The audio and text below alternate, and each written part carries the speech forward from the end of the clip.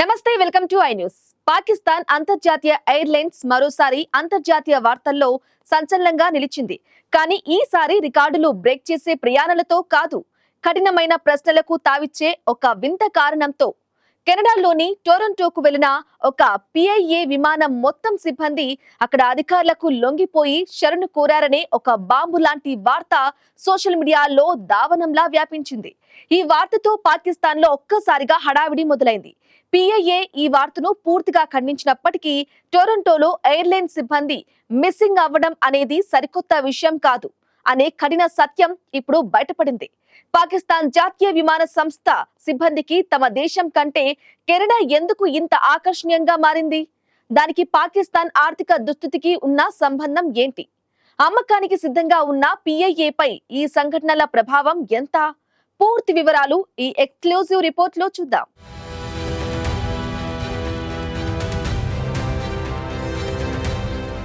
పాకిస్తాన్ జాతీయ ప్రతిష్ట Pakistan international airlines పై పడిన సరికొత్త మచ్చ ఇది. సోషల్ మీడియాలో వచ్చిన సంచలనమైన క్లెయిమ్ ను పిఐఏ అధికారికంగా ఖండించింది.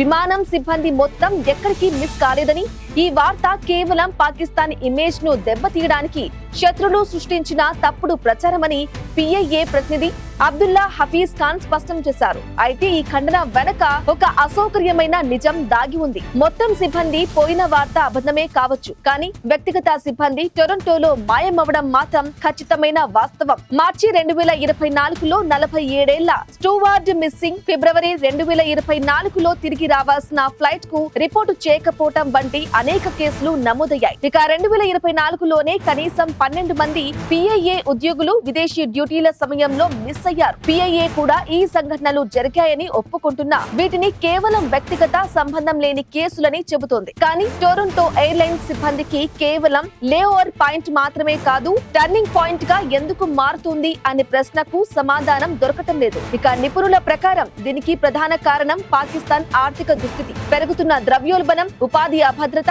దేశ భవిష్యత్తుపై అభద్రతా భావం పెరిగిపోవటంతో క్రూ మెంబర్స్ ఆ దేశానికి తిరిగి వెళ్లటానికి ఇష్టపడట్లేదు. టొరంటోలో విమానం ల్యాండ్ అవ్వగానే వారు కొత్త జీవితాన్ని వెతుక్కుంటూ అజ్ఞాతంలోకి వెళ్లిపోతున్నారు. ఈ డ్రామా అంతా నడుస్తుండగానే పిఐఏ ఫైనాన్షియల్ క్రైసిస్ కూడా పరాకాష్ఠకు చేరింది. భారీ నష్టాలతో కొట్టుమిట్టాడుతున్న ఈ జాతీయ విమానయాన సంస్థను డిసెంబర్ 23న బహిరంగంగా వేలం వేయటానికి పాకిస్తాన్ ప్రభుత్వం సిద్ధమైంది. ఇక పిఐఏ మొత్తం క్రూ పోయిన వార్తను ఖండించిన వ్యక్తిగత సిబ్బంది పారిపోతున్న సంఘటనలు పాకిస్తాన్ అంతర్గత పరిస్థితులను, దాని ప్రతిష్టను అంతర్జాతీయంగా ప్రశ్నార్థకం చేస్తున్నాయి. ఇక టొరంటో ఇప్పుడు వారికి కేవలం గమ్యస్థానం కాదు, తిరిగి రాని ఒక ఆశగా మారింది.